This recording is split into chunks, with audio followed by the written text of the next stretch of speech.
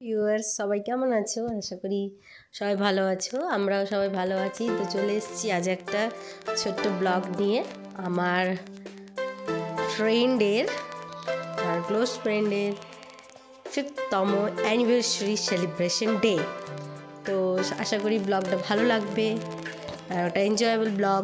তো সবাই দেখো, ব্লগটা কন্টিনিউ করো। চলো লেটস স্টার্ট।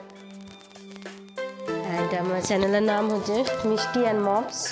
যদি ভিডিওটা ভালো লাগে একটা ছোট্ট করে লাইক করে দিও অ্যান্ড ভিডিওটা কন্টিনিউ করো। বেশি বড় না, বেশি বড় হবে না। চলো। তো 30 জানুয়ারি আমরা সন্ধ্যাবেলায় বেরিয়ে পড়লাম আমার ক্লোজ ফ্রেন্ড প্রীতির অ্যানিভার্সারিতে। এই বছর তাদের ছিল 5তম অ্যানিভার্সারি, তাই তো এই বারটা তো ছিল স্পেশাল। তো দেখো, সেদিন অতটা ঠান্ডাও ছিল না। আমরা বেরিয়ে পড়লাম পুরুলিয়ার একটা আউটসাইড টাউনের একটা রেস্টুরেন্ট, ভিলেজ খুবই decorative, opposite to Purulia polytechnic. And place খুব ভালো এবং ভিলেজ অ্যাটমসফিয়ারই খুব ছোটো পুরো ঘরের মতো করা আছে, আবার রেস্টুরেন্টের মতো করা আছে। তো তোমরা যে দেখে আসতে পারো, এবং খুব সুন্দর ডেকোরেটিভ অ্যান্ড খুব স্পেশিয়াস। বাচ্চারা গেলে খুব একটা প্রবলেম হবে না, বাচ্চাদের খেলার জন্য অনেক স্পেস পাবে। যদি খাবার টাবার দিতে লেটও হয় তো খুব একটা প্রবলেম নেই।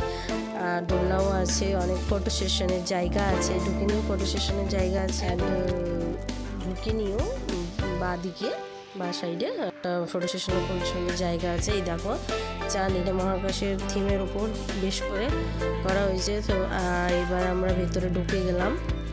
কেক কাটিংয়ের ব্যবস্থা শুরু হলো। কেক কাটিং ছিল পাইনাপেল ফ্লেভারের একটা কেক, অ্যান্ড খুব টেস্টি ছিল, যেটা আমরা পুরুলিয়ার বেকার্স পয়েন্ট থেকে ওরা আনিয়েছিল। অ্যান্ড কেকটা খুবই টেস্টি ছিল। এইবার কেক কাটিং হয়ে গেল, এবার তো কেক খাওয়ার পালা। আর আমার মেয়েটা কেক খাওয়ার জন্য অস্থির হয়ে গেছিলো। ও তো খেটে গেল। দেখো, এটা হচ্ছে পিঠির ছেলে, মাম্মাস বয় যাকে বলে, একদম মাম্মাস গেয়া হ্যাঁ।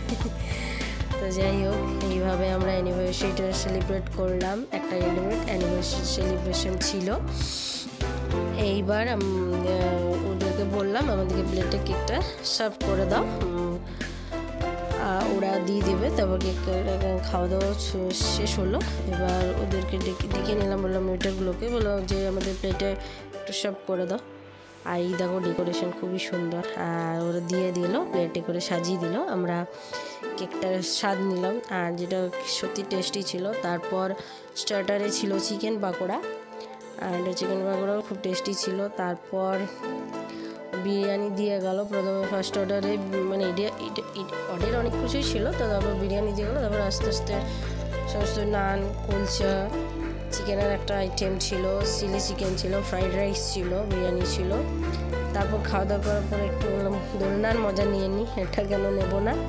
তো দোলনারও মজা নিয়ে নিলাম একটু বাচ্চাদেরকে নিয়ে। এবার বাড়ি ফিরে এলাম। ভিডিওটা কেমন লাগলো জানাবে। এটা ছোট্ট ব্লগ।